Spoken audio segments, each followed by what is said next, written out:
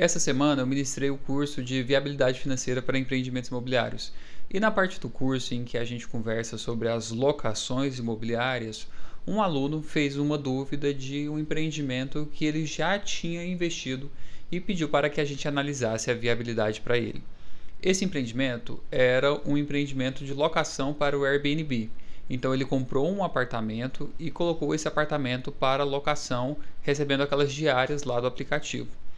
E as locações que são feitas por meio do aplicativo têm uma característica de ter uma taxa muito alta sobre o valor do ativo. Você consegue cobrar proporcionalmente muito mais usando o aplicativo do que fazendo uma locação tradicional. E aí esse aluno pediu para a gente verificar se ele fez um bom negócio ou se era rentável manter essa locação pelo Airbnb. A estrutura do negócio que ele fez foi basicamente dar R$ 100.000 de entrada nesse apartamento e então financiou o restante do imóvel lá no financiamento imobiliário comum com parcelas mensais de R$ 5.000. E então ele pegou esse imóvel, colocou lá para alugar com uma administradora que faz toda a gestão deste imóvel e ele recebe líquido por mês R$ 6.000, já descontadas todas as taxas administrativas, a taxa do Airbnb e a taxa dessa empresa que faz a gestão desse negócio. Então parece ser um negócio muito bom, porque ele deu R$ 100.000 de entrada e o financiamento se paga, entre aspas, com isso que ele recebe todos os meses. Então a pergunta é: esse é um negócio financeiramente viável? E para o senso comum a resposta é óbvia e é financeiramente viável. Só que na hora que a gente entra dentro da análise específica, ou quando a gente monta uma planilha de fluxo de caixa e distribui todos esses valores, a gente começa a perceber que pode ser que não seja tão interessante assim. A primeira coisa que normalmente é esquecida da conta ou algumas pessoas não pagam são os tributos, os impostos. Quem que é a pessoa que é proprietária deste imóvel? Se a pessoa for uma pessoa jurídica, ela vai ser tributada lá no lucro presumido, com aquela receita trimestral. É uma conta que fica um pouquinho complicada. E se ela é uma pessoa física, essa pessoa vai ser tributada por meio do seu imposto de renda, naquele carnê-leão ou na declaração anual de imposto de renda, que também é uma coisa um pouquinho complicada. Se for uma pessoa física proprietária deste imóvel, o custo dos impostos, o custo do imposto de renda sobre a locação desse imóvel é alguma coisa em torno de R$ 780, e dessa maneira, simplificando, sobra para esse investidor alguma coisa em torno de R$ 220.000.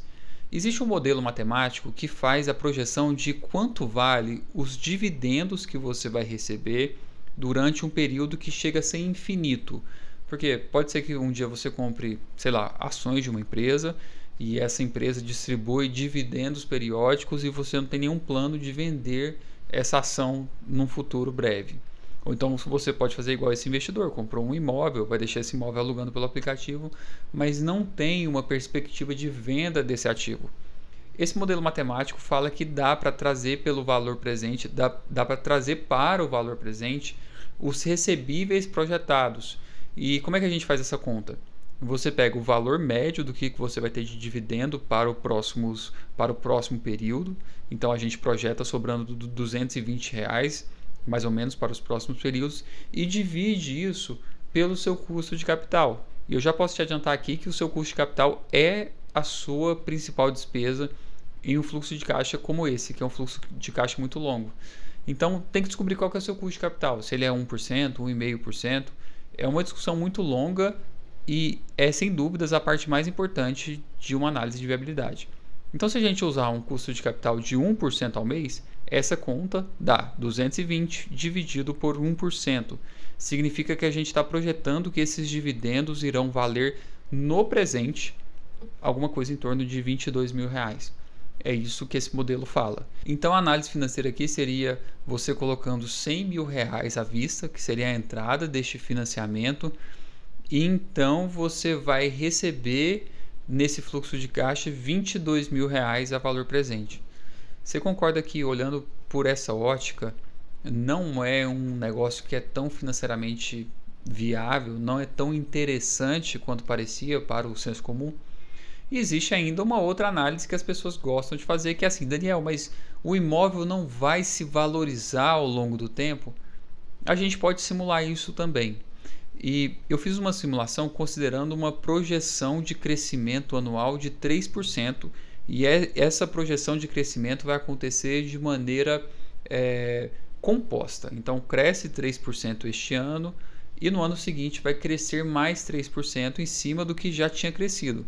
E isso vai se acumulando para que a gente vender esse imóvel lá no mês 415, que dá, se eu não me engano, mais ou menos, eu acho que são 35 anos. Nesse caso, eu anotei aqui no papel, a gente consegue vender esse imóvel por 5 milhões e 200 mil reais. Você está adquirindo ele hoje por mais ou menos 500 mil reais e você vai vender depois de todo esse período por 5 milhões e 200 mil reais. Neste caso, você vai ter um lucro a valor presente, você vai ter um VPL de R$ 7.200. Você concorda comigo que você precisa de uma valorização muito grande para ter um resultado expressivo numa locação imobiliária?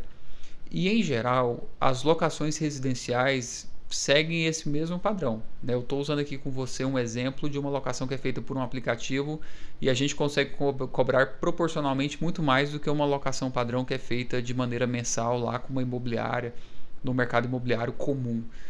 Então, se quando a gente usa um aplicativo o resultado não é tão interessante, quando a gente faz essa locação direta normal, o resultado não vai ser interessante. Inclusive é esse ponto que explica porque que é tão interessante morar de aluguel, porque a locação imobiliária como investimento não é boa, como a gente viu aqui. A locação imobiliária é interessante para quem toma o imóvel locado, para quem aluga o imóvel para residir naquele lugar, porque geralmente do outro lado a outra pessoa não costuma estar fazendo um negócio bom. Então, como é que a gente torna uma locação imobiliária um negócio que é rentável e atrativo? A gente faz isso por meio da aquisição do imóvel.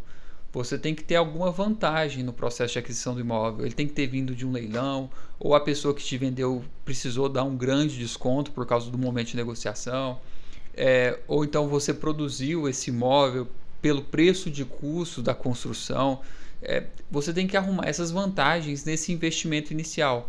Se você simplesmente for para o mercado e comprar um produto que está pronto pelo preço de mercado, talvez os resultados financeiros não sejam tão bons. Bem, e se você gostou desse tipo de análise e quer se aprofundar nesses indicadores e entender como é que a gente faz uma viabilidade de uma locação, eu te convido a participar da próxima turma do curso de viabilidade. Ela está marcada para dezembro. E depois dessa turma de dezembro, a próxima será em fevereiro do ano que vem. E te encontro numa próxima oportunidade.